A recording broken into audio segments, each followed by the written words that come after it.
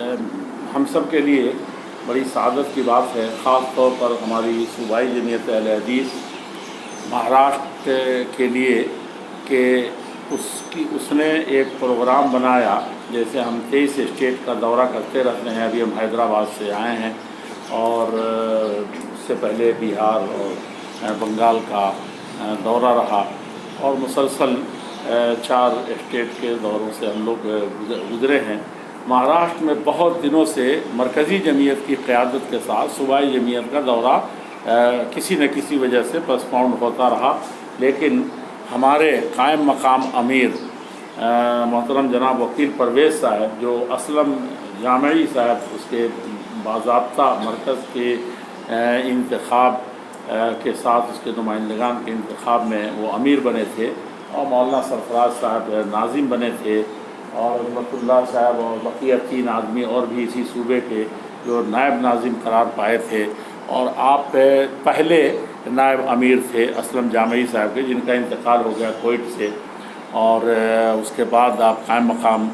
امیر کی حیثیت سے کام کر رہے ہیں.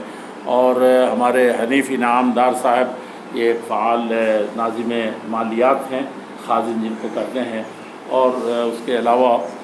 تو ان حضرات کی دلی خواہش تھی، ہماری بھی تھی، کہ اس صوبے کا ایک دورہ موٹا موٹی 6 روزہ ہو جائے. تو ہم مختلف شہروں سے گزرتے ہوئے آ رہے ہیں اور یہاں آج چوتھا دن ہے. آگے ہم لوگوں کو مزید سفر جاری رکھنا ہے شولہ پور وغیرہ کا. اس دورے میں ہم خاص طور پر اپنی جماعت صوبائی جمعیت کے لوگوں سے، عام لوگوں سے، عام مسلمانوں سے، عام برادران وطن سے، عام بھائیوں سے، بات تو سب کے لیے برابر اہمیت کی حامل ہے، لیکن ذمہ داری کی حیثیت سے خاص طور پر ہماری صوبائی جمعیت اہل حدیث سے نمائندہ ہے صوبے کی، شہری جمعیت یہاں شہر کی نمائندہ ہے مالیگاؤں کی. تو ان سب حیثیتوں سے خاص طور پر یہ عرض کرنا ہم چاہتے ہیں ایسے موقع سے کہ سب سے بڑی چیز انسانی زندگی میں جو فریضہ ہے وہ یہ ہے کہ اپنے رب کو پہچانے، اور یہی اصل دھرم ہے، یہی اصل دین ہے اگر کوئی مانتا ہے تو.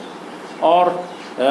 اسلام مذہب میں یہ بتایا گیا ہے، نماز پڑھیں یا جو بھی کریں الحمدللہ رب العالمین، کہ ساری تعریف صرف اللہ کے لیے ہے. اور اللہ جل شانہ کا جو سب سے بڑا اچھا کاموں میں سے جو کرتے ہیں اللہ تعالیٰ چاہتے ہیں وہ یہ ہے کہ رب العالمین سارے سنسار کے ہر ذرے کا، ایک ایک چھوٹی سے چھوٹی جو سرشٹی اس نے رچی ہے، مخلوق ہے، ان سب کا وہ رب ہے، پالنہار ہے، اور سب سے وہ ٹوٹ کے محبت کرتا ہے. جو چیز بھی بنا دی وہ اس اللہ کو ہم مانتے ہیں. اس لیے اس کی مخلوق میں، اس کے بندوں میں، اور خاص طور پر اس میں ایک بڑا مقام انسانیت کو ملا، منشیہ کو اللہ تعالیٰ نے دیا ہے، اس کو بڑا ذمہ دار بنا اس زمین پر. تو اس کی ذمہ داری یہ ہے کہ سارے مخلوق کا حق ادا کرے، اور وہ اس کو خاص طور پر انسانی برادری کو وہ بھائی چارہ میں رکھے. یہ تعلیمات ہم کا. الرحمن الرحیم، اللہ کے بہت سے نام ہیں، ان کے کاموں کی حیثیت سے ہیں، بہت اچھے اچھے نام ہیں اللہ جل شانہ کے. لیکن اس میں جہاں بھی دیکھیں گے مسلمان بسم اللہ الرحمن الرحیم کہتا ہے، یا قرآن میں بھی فوراً اس آیت کے بعد الرحمن الرحیم ہے. ہر کام میں اول تو بسم اللہ کہتے ہیں، یہ عام بات ہے. تو اس میں بھی سب سے زیادہ رحم کرنے والا اور سب سے زیادہ مہربان اللہ کی ذات ہے. تو یہ بندوں میں یہ صفت پیدا ہونی چاہیے، اس کی رحمت کو وہ اپنے کسی عمل سے اللہ کے بندوں میں، مخلوق میں ایسی تفریق نہ کریں کہ وہاں اختلاف ہو، اور اختلاف کی بنیاد پر کیا ہو، مخالفت ہو، اور پھر وہ فساد میں بدلے. دوسری چیز یہ مبدا ہے ہمارے یہاں، ہم کو قرآن کریم میں سکھایا گیا ہے کہ خلق، اس اللہ سے ڈرتے رہو، دھرم کو اگر مانتے ہو، اللہ کو مانتے ہو، کہ خلقکم من نفس واحدہ، جس نے ایک جان سے سارے سنتانوں، سارے منشیہ کو پیدا کیا ہے. اس میں کسی طرح کا تم کو بھید بھاؤ نہیں برتنا ہے، سب آدم کی سنتان ہیں، اولاد ہیں. اس میں اللہ سے ڈرو اس رشتے کو نبھانے میں. ہم لوگ رشتہ سمجھتے ہیں کہ فلاں ہمارے خاندان کے ہیں، فلاں بیٹا ہے، ماں ہے، لیکن یہ رشتہ جو بنیادی رشتہ ہے، سب سے قوی رشتہ ہے، وہ یہ ہمارے سب سے جہاں سے رشتہ چلا ہے آدم علیہ السلام سے، وہ رشتہ ہے خون کا رشتہ ہے، تو اس کے سلسلے میں ڈرنے کی بات کہی گئی ہے۔ آج دنیا میں مختلف طرح کی آندیاں جغرافیہ کے نام پر، رنگ و نسل کے نام پر، اور اسی طریقے سے دھرموں کے نام پر اور برادریوں کے نام پر، اور بڑھ کر کے اب تو ٹولیاں بننے لگی، پڑھے لکھے لوگ بھی بے پڑھے لکھے جاہلوں کا کام کر رہے ہیں کہ ایک برادری بنا لی انہوں نے، وکلا کی برادری بنا لی، علماء کی برادری بنا لی۔ یہ برادریاں اگر اس لیے ہیں کہ یہ ایک بڑی اچھی قوت ہے، اس سے دفاع ہوگا انسانیت کا، ملک کا، تو یہ تو بہت بڑی چیز ہے کہ علماء ہیں تو اپنا فریضہ انجام دیں سب کو جوڑ کے چلنے کا۔ لیکن میں دیکھتا ہوں کہ علماء کی ایک پارٹی بن گئی تو جہلا کی ایک پارٹی بن گئی، ایک عوامی ستیہ گرہ شروع ہے تو دوسری طرف ایک سنگھرش شروع ہے علماء کی اور خواصی ہے، بڑوں کا ایک الگ ہے تو چھوٹوں کا ایک الگ ہے۔ ایک اسٹوڈنٹ یونین بنی ہے کہ بہت اچھا کام کرے، وہ اسٹوڈنٹ کو اور تیزی سے آگے لے جائے اور دیش کے لیے بھلا بنائے، تو اب وہ پتہ چلا کہ وہ ٹیچر ایسوسی ایشن سے اور حکومت سے اور فلاں جگہ سے ٹکرا رہا۔ تو جو بھلائی کے لیے جو انسان سوچتا ہے، جو پیٹرن بدلتا ہے کہ اس سے کام آسان ہو اور اسپرٹ ہو، تو اس کو وہ اور زیادہ کام کی رکاوٹ کے لیے، ٹکراؤ کے لیے اور بھید بھاؤ کے لیے اس کو بنا دے رہا ہے۔ اور اس وقت یہ آندھی بہت تیزی سے چل رہی ہے، اور مذہب سب سے بڑی چیز ہے انسان کی زندگی میں۔ بھارت کی خوش قسمتی ہے کہ یہاں دھرموں میں یقین اس طرح سے زمینی ہے اور اتنا پیوست ہے کہ اس کو کھرچ کے پھینکنا کسی کے بس کی بات نہیں ہے۔ کمیونسٹ بھی آئے تو ٹکرا کے چلے گئے، بہت کامیاب نہیں ہوئے اس آئیڈیالوجی کے پھیلانے میں۔ پارٹی اور سیاست کی حیثیت سے کامیاب جتنا بھی ہو جائے کوئی بات نہیں، لیکن اس کی جو سنسکرتی اور اس کی مٹی میں جو دھرم کا ہے، تو یہ بہت بڑی دولت ہے اس دیش کی۔ اس کے نام پر جب اب بٹوارا شروع ہو، اس کے نام پر بھید بھاؤ شروع ہو، تو اس سے زیادہ بھاگیہشالی کوئی اور، اس سے ابھگا پن کوئی اور نہیں ہو سکتا ہے۔ اور شیطان جو ہے اس سے زیادہ اپنے آپ کو بھاگیہشالی ایسے لوگوں میں رہ کر نہیں سمجھ سکتا ہے۔ تو ایسے میں جبکہ کچھ جانب سے کہیں کہیں سے ایسی آندھیاں اندر کے نادانوں سے یا باہر کے ہم تو بدوان نہیں کہیں گے ان کو، لیکن کہیے کہ بیجا چترائی کرنے والوں سے یہ بھید بھاؤ پھیل رہا ہے۔ ایسے میں ہمارا سب سے پہلا دھرم اور سب سے پہلا فریضہ یہ بنتا ہے کہ اللہ سے جڑے تاکہ دیر تک قائم رہیں، کیونکہ ہر آدمی کے پیچھے ہر آدمی قائم نہیں ہے،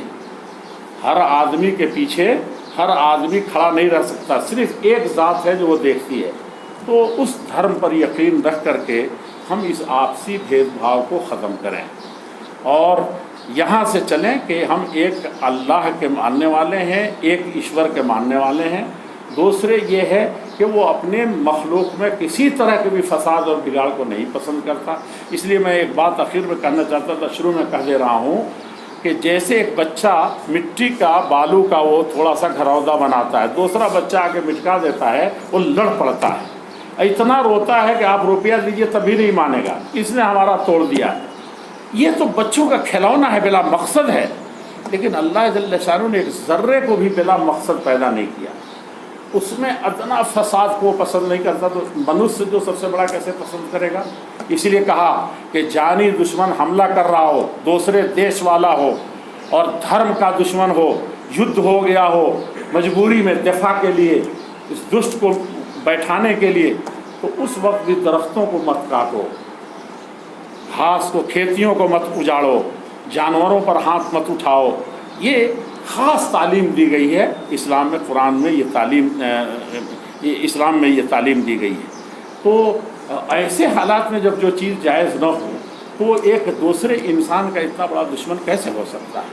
یہ بدقسمتی سے ہمارے درمیان اس طرح کے بھید بھاؤ دنیا میں پھیل رہے ہیں۔ ضرورت ہے کہ ساری دنیا میں یہ تعلیم عام کی جائے اور آدم علیہ السلام کی سب اولاد ہیں، ایک بھائی بن کر کے رہیں۔ محمد الرسول اللہ جس نبی کو رشی منی تو بہت آئے، بلکہ کہتے ہیں کہ بھارت جیسے مہان اور قدیم سنسکرتی والے دیش میں تو پتہ نہیں کتنے رشی منی آئے ہوں گے۔ تو یہ سارے نبیوں پر ایک مسلمان کا ایمان لانا ضروری ہے، کسی ایک کا بھی اپمان جو ہے، یہ خود جس آخری نبی محمد صلی اللہ علیہ وسلم مانتے ہو ان کا سب سے بڑا اپمان ہے، بلکہ انکار ہے۔ تو جن کا نام کنفرم ہے جن کا نہیں ہے تو اجمالی طور پر دل میں ماننا ہے کہ سارے رشی منی سارے آئے تھے سب انسانیت کی بھلائی کے لیے. تو ان کو جو سب سے بڑی خوبی ان کی بتائی گئی ہے رحمت للعالمین، صرف مسلمانوں کے لیے نہیں، عربوں کے نہیں، سارے عالم سارے منوشیہ کے لیے نہیں، ساری مخلوق کے لیے وہ رحمت بنا کر کے بھیجے گئے تھے. یہ سندیش دے رہے ہیں ہم دیتے رہے ہیں. اور آپ لوگوں کو پتہ ہوگا کہ رحمت للعالمین پر سب سے اچھی کتاب اسی نام سے اہل حدیث عالم جو بہت بڑے پٹیالہ میں قاضی تھے اور ہندو مسلم کیا تھا ان کو ساری دنیا مانتی تھی، انہوں نے سب سے اچھی کتاب رحمت للعالمین لکھی اور بہت سی کتابیں لکھی گئی ہیں. میں اس سلسلے میں ایک بات اور عرض کرنا چاہتا ہوں کہ اسلامی تعلیمات میں جیسے نماز فرض ہے اور جیسے ایک کوئی بڑی سے بڑی بری چیز بتائی گئی ہے، اس میں سے ایک بڑا سب سے مہا پاپ بتایا گیا ہے کہ جو اللہ کو بھول جائے اور کسی انسان کو یعنی اللہ کو نہ مانے اور انسان کو قتل کر دے. اللہ کو ماننے والا اللہ کے بندوں کو قتل نہیں کر سکتا، ان کو گزند نہیں پہنچا سکتا. تو وہ جو انسان قتل کرے گا، قرآن میں لکھا ہے کہ من قتل نفسا بغیر نفس او فساد فی الارض فکانما قتل الناس، جس نے ایک انسان کو بھی قتل کر دیا بلا گناہ کے، وہ کسی کو قتل اس نے نہیں کیا تھا بدلے میں نہیں، اور بدلے میں بھی ہر آدمی قتل نہ کرے. یہ بھی ایک بڑی غلط فہمی ہے کہ اسلام میں تو ہے کہ قاتل کو قتل کیا جائے گا. ارے قاتل کا قتل سارے محلہ نہیں ساری دنیا کی طاقت ہو تب بھی باپ کے قاتل کو بھی نہیں قتل کر سکتے. وہ کورٹ میں پہنچنا چاہیے، حاکم کے ہاں پہنچنا چاہیے، گواہوں کو گزرنا چاہیے. اگر آپ نے قاتل کو قتل کر دیا اسی جگہ پر تو اس قاتل سے جو سارے جہان کے قتل کا پاپ لے کے جا رہا ہے وہی پاپ آپ بھی کما رہے ہیں، اتنا جان لیجیے. یہ اسلام میں ڈسپلن کی اتنی بڑی اہمیت ہے. بہت بڑا ظلم ہے یہ کہ آپ ہر قاتل کو آپ قتل کرتے رہے. یہ جائز نہیں ہے، حرام ہے کہ آپ قاتل کو قتل کریں جب تک وہ معاملہ حاکم کے پاس یا کورٹ میں یا پولیس میں نہ پہنچ جائے. وہ وہاں سے سزا متعین ہوگی، آپ کا دور ختم ہو جاتا ہے، آپ کو صرف گواہی جٹانی ہے. تو اسی طریقے سے اپنی جان پر کھیل کر کے کسی بھی منوشیہ کا دھرم، اور یہ تو پتہ نہیں بیچ میں داخل کر لیا انہوں نے، کسی کو بھی جان کو بچا لینا سارے مانوتا کو ساری انسانیت کے بچانے کا ثواب اور حق ادا کیا اس نے، ورنہ دشت ہے ساری انسانیت کی طرف سے. یہ اسلامی تعلیم ہے، اس کو عام کرنے کی ضرورت ہے. یہ خاص طور پر ایسے وقت میں کہ اسلامی تعلیمات جو اتنے اچھے ہیں اس کے کئی بھی بہت سی غلط فہمیاں پھیلائی جا رہی ہیں اور دنیا میں بڑے بڑے ایجنٹ پیدا کیے جا رہے ہیں. میں تو نہیں کہوں گا، آپ لوگ تو میڈیا والے کہیں گے کہ فلاں ملک کے بڑے سپر پاور کے، میں وہ بھی نہیں کہتا ہوں، وہاں بھی اچھے لوگ ہوں گے. میں کہتا ہوں شیطانوں کے ایجنٹ، کیونکہ میں بن جاؤں چاہے جو بھی بنے وہ کسی انسان کا ایجنٹ نہیں ہو سکتا. انسان تو بہرحال انسان ہی ہے،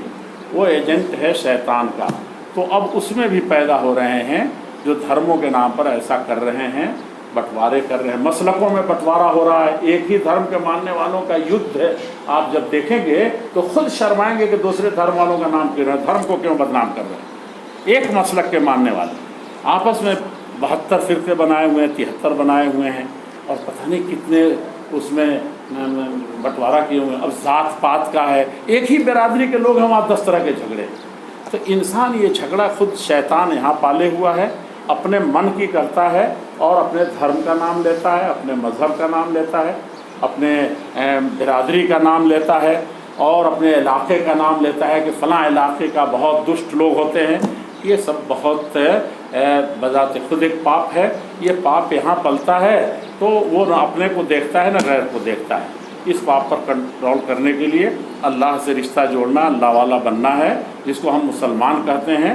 اور اسلام کہتے ہیں، اور اس پر پورا اترنے کی کوشش کرنی ہے. مرکزی جمعیت اہل حدیث یہ کوشش ہر میدان پر ہر سطح پر کرتی رہی ہے. آپ کو دیش کی آزادی کے سلسلے میں معلوم ہے کہ جب انگریز آیا تھا تو سب سے پہلے میدان میں سمجھانے کے حیثیت سے اہل حدیث علماء آئے تھے. شاہ عبدالعزیز اس کے سب سے سرگنا تھے، فتویٰ دیا تھا. اور ان کے ابا نے تو کہا تھا کہ آپ جتنی دولت سونے کی چڑیا جو اس دیش کو آپ کہلوائے ہیں ساری دنیا جانتی ہے، تو یہ دولت دے دیجئے لیکن 1 انچ زمین مت دیجیے. یہ شاہ ولی اللہ نے کہا تھا. 1703 میں ان کی پیدائش ہے. اور 20 سال میں وہ باقا جوان کیا تھے، وقت کے مانے ہوئے عالم تھے، اور مکہ مدینہ سے پڑھ کے وہ آ گئے تھے۔ تو یہ چیز کہی تھی، اور بیٹے نے شاہ عبدالعزیز نے فتویٰ دیا، اور پوتے نے آ کر کے اس نے تو ہندوستان میں راجہ مہاراجے کس طرح سے بٹے ہوئے تھے، نوابوں کی کیا دنیا تھی، اور انگریز کس طریقے سے سب کو غلام بنایا تھا، وہ جامع مسجد کی سیڑھیوں پر کھڑے ہوئے اور اٹھ کھڑے ہوئے، اور مسلک کو سب سے پہلے مسلکی اس غرور کو یا اس بدبودار چیز کو پاؤں سے دبا کر کے، ایک حنفی عالم تھے سید احمد شہید، کہا کہ آئیے، حالانکہ وہ کسی اہل حدیث ہی کے ہاں وہ علم کا کام کر رہے تھے ٹونک میں، کہا کہ وہاں سے آئے تو کہا کہ آئیے آپ کے ہاتھ پہ بیعت کرتے ہیں، جو اہل حدیث کو بدنام کرتے ہیں بیعت نہیں جانتے، بیعت وہیں جہاں قرآن سے ثابت ہے، ایسے موقع سے کہ بھارت کو آزادی دلانی ہے، اس بھید بھاؤ کو مٹانا ہے، اور فتویٰ دیا۔ اس کے بعد آپ نے دیکھا کہ کیسے راجاؤں مہاراجاؤں کو خط لکھا، اور آج بھی مجھے یاد ہے، وہ سارا خط یاد نہیں ہے لیکن آج بھی آپ جا کر کے دیکھیے سکھ گروؤں کے ہاں وہ خط موجود ہے، اور بھی سب ہمارے آرکیوز میں ساری چیزیں موجود ہیں، اس میں صاف صاف لکھا ہے، لوگوں نے اس میں بھی بدل دیا، اس وقت دوران ہم لوگ اتنا ان کے کپوت ہیں کہ اس میں بھی تبدیلی کریں، صاف صاف لکھا کہ جن کو ہم چاہتے ہیں کہ یہاں پر ظلم ہو رہا ہے، نہ مندر محفوظ ہے، نہ مسجد محفوظ ہے، نہ گرجا گھر محفوظ ہے، یہ جلوانہ والا باغ والا واقعہ ہونے سے بہت پہلے کی بات ہے، یہ 1857 میں تو وہ ختم ہو گئے تھے، شہید ہو گئے تھے، لیکن انہوں نے اس وقت کہا تھا بے گانے بعید الوطن، جو سب سے زیادہ دور کے اجنبی لوگ ہیں، سمجھا کہ نہیں، انگریزوں کے کا انہوں نے فارسی میں لفظ یہ لکھا ہے، یہ لکھا ہے تاجران متا فروش، ایسٹ انڈیا کمپنی اس کا صحیح ترجمہ ہوتا ہے، جو سودیسی مال بیچتے تھے، تو یہ الفاظ لکھے۔ اس کے بعد لوگوں نے کہا نہیں، یہاں تو کچھ لوگ ہندو مسلم اس کو بنا رہے ہیں، کچھ لوگ سکھ مسلمان بنا رہے ہیں، یہ بڑا عجیب دور میں ہم لوگ پیدا ہوئے ہیں، یہ سب پرانے دستاویز میرے دیکھے ہوئے ہیں، اور سارے ڈاکٹر تارا چند نے اس کو بڑا صاف صاف لکھا ہے کئی جلدوں میں، اور W ہنٹر نے تو اسی وقت یہ ساری چیزیں لکھ دی تھیں، اور بڑے سارے انگریز کے گزٹ اس سے بھرے پڑے ہیں۔ تو اہل حدیث کا یہ بہت بڑا یہ تھا۔ پھر جب دیش کی آزادی کا جب پرچم لہرانے پر آیا تو آپ نے دیکھا کہ کیسے دوبارہ ایک مرتبہ تقسیم ہوئی، اور مسلمان اور ہندو دو خیموں میں بٹتا ہوا نظر آیا، اور ایک ادھر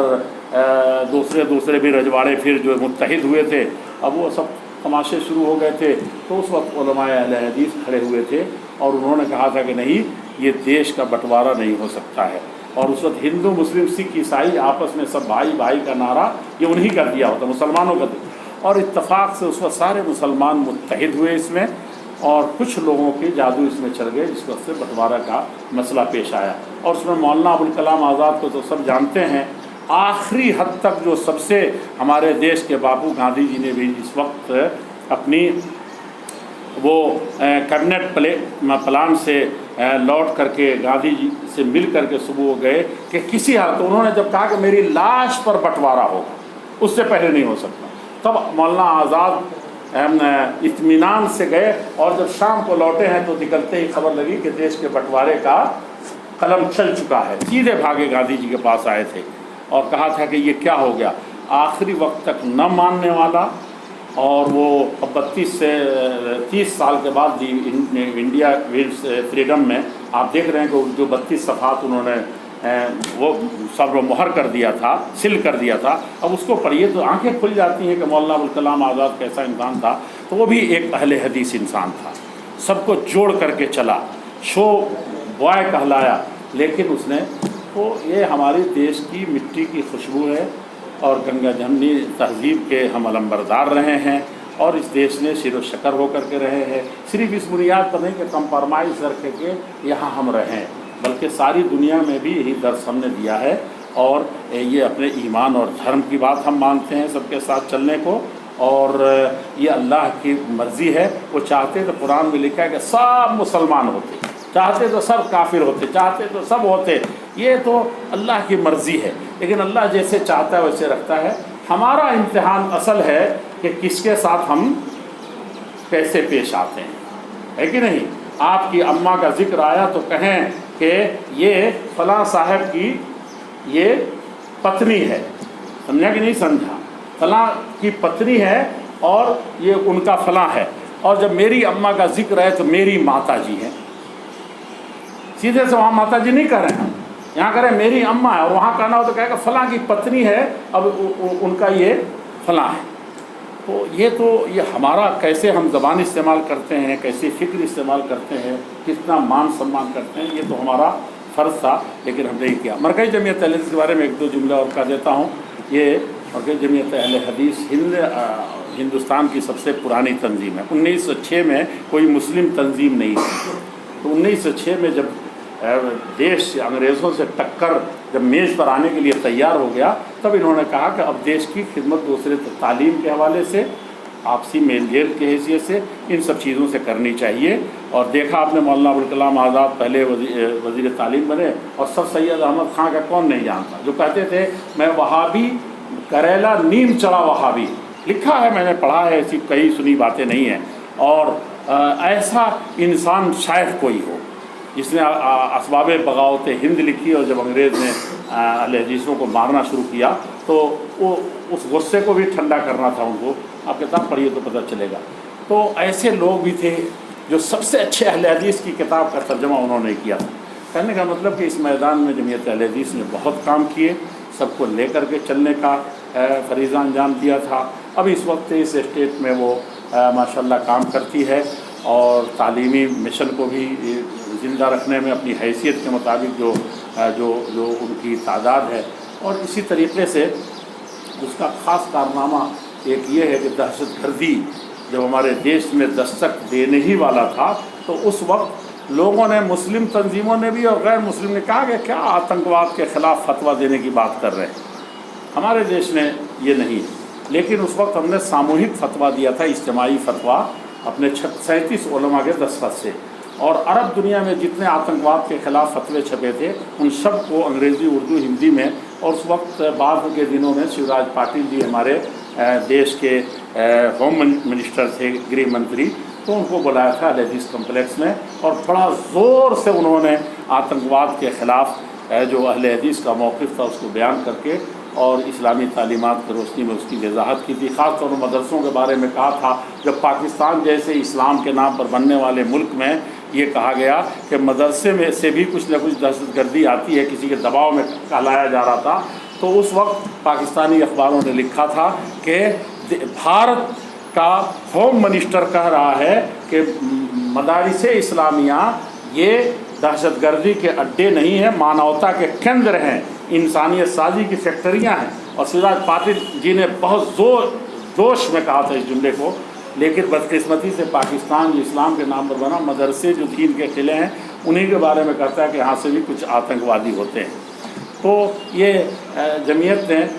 اس کو بڑے پیمانے پر 4-5 ایڈیشن شائع کیے، اور بڑے پیمانے پر اس کو تقریباً تمام پارٹیوں کی موجودگی میں، تمام مسلم تنظیموں کے بڑے بڑے لوگ تھے، جو بھی تنظیم آپ ہندوستان میں جانتے ہیں مسلمانوں کی، تقریباً اس کے سب دھرم گرو شنکر آچاریہ کئی اس اسٹیج پر تھے، اور وہاں سے یہ اعلان ہوا۔ پھر جب آئی ایس کا داعش کا جب مسئلہ آیا تو بھی اس وقت ہم نے ساموہک فتویٰ دیا تھا، اور اس وقت ایک لطیفہ پیش آیا تھا کہ وہاں کی جامع مسجد میں ہم نے، جامع مسجد میں بات ختم ہو رہی ہے، وہاں کی جامع مسجد میں جب ہمارا وہ اسٹیج سجا تھا تو وہاں بہت سے دھرم گرو بھی آئے، پنڈت این کے شرما جی آئے، اور وہ آئے اور بہت کہا کہ میں نے کہا مسجد ہے، تو کہا کہ تب تو رکنا پڑے گا۔ پھر سوچ کر کے کہا کہ بالکل ابھی پوجا کر کے آ رہا ہوں، میں نے بالکل پاک صاف ہوں۔ جانتے ہیں کہ مسلمان کا ایک قطرہ پیشاب لگا ہو تو مسجد میں وہ جا نہیں سکتا، ناپاک نہیں جا، تو کہا کہ نہیں بالکل اطمینان ہے۔ اور میں نیتا لوگ نان لوگ سب آئے بیٹھے تو کہا کہ یہ پہلی مرتبہ جانا ہے کہ مسجد میں آپ بھی جا سکتے ہیں۔ میں نے کہا تو ایسے ہی لطیفہ ہو گیا، اور کسی نے بیان کیا کہ ایسے ہی ہو گیا جیسے عورت بھی مسجد میں جا سکتی ہے۔ سبحان اللہ۔ تو ہم لوگوں کی سب سے پہلی کمی ہے کہ اپنے دھرموں کے بارے میں اور ہمارا جو مقام و منصب ہے اس کے بارے میں کم جانتے ہیں، اور دوسرا یہ ہے کہ ہم جو کچھ جانتے ہیں اس کو عمل نہیں کرتے۔ ضرورت اس بات کی ہے کہ اپنے دھرم کو اچھی طرح سے جانیں، اپنے دیش کی تعمیر و ترقی کے لیے اور مانوتا کی ہر طرح کی بھلائی کے لیے، اپنے جس حلقے میں رہتے ہیں اس کی بھلائی کے لیے ہم اپنے دھرم کی روشنی میں بھی، تاکہ آگے بھی ثواب ملے اور سب کی بھلائی کے لیے ہم اس میدان میں اتریں اور ہندو مسلم سکھ عیسائی آپس میں سب بھائی بھائی کا جو نعرہ ہم نے لگایا تھا وہ برقرار ہی نہیں رہے، بلکہ اب جو مسلکوں کے بٹوارے ہو رہے ہیں تو ہندو مسلم سکھ عیسائی شیعہ سنی اور جو بھی ہے چاہے اور دھرموں میں جس طرح سے بٹوارے ہیں اس سے اس کو کرنے کی توفیق ارزانی فرمائے ہر طریقے سے۔